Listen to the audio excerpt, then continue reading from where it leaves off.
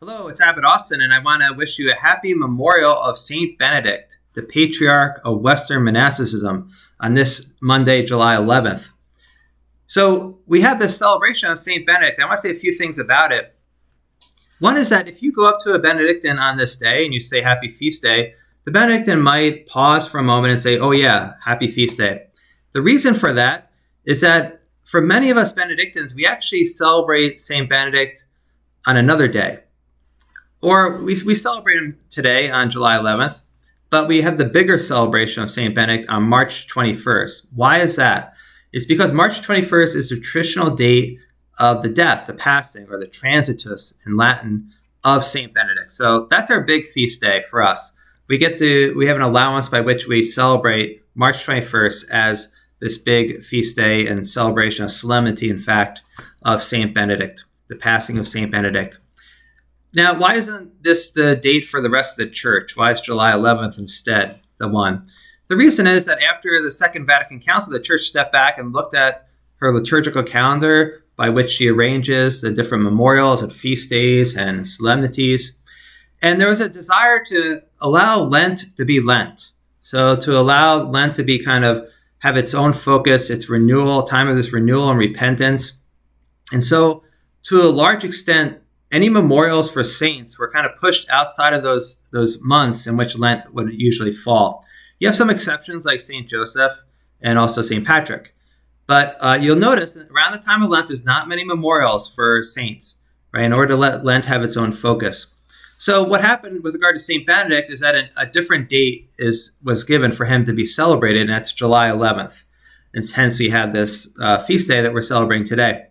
Now, it's a memorial on the church's calendar, but since it is our patron, St. Benedict, we do celebrate it as a feast. So we celebrate a little nicer, even though the big celebration of Solemnity is in March. The title given for today's celebration of St. Benedict is the Patriarch of Western Monasticism. So to understand this, you have to think back to what we mean here by East and West, right? So he's the Patriarch of Western Monasticism. So you have East and West in this regard. It goes back to the eastern and western parts of the Roman Empire. So the western part of the Roman Empire would be like Italy and much of Europe. The eastern part would be Greece and Egypt, Palestine, present-day Turkey, and so forth. So that is the East. And in the East, there's this really ancient tradition of Christian monasticism. We especially celebrate people like St. Anthony of the Desert and other monks in the Egyptian deserts. So that's a very ancient tradition. And St. Benedict is not as much an influence on the East. They had their own development, and especially St. Basil the Great becomes a very, very important figure for monasticism in the East. And in the West, St. Benedict is not the first Christian monk or first person or first saint to really write about monasticism or to live the monastic way of life. You have people like St. Augustine as a monk. St. John Cassian also is a monk. St. Martin Tours is a very influential, popular saint. There's also a monk. So he's not the first, but he writes his rule, and this rule becomes very influential for monasticism in the West. And it's become such an influence that St. Benedict is also a patron of Europe.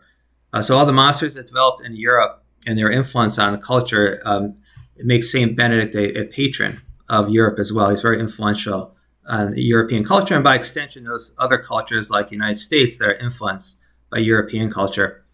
So that's why we have this feast day. It's important for the whole church, not just for us monks. He is a patriarch of Western monasticism, and in that way has become a major influence really on much of the world. And so we ask for his continued intercession to help us to seek God above all things and to really order our lives on the search for God and with each other in a communal way to help each other attain God and the joy that only God can give. So God bless you. Have a happy feast day.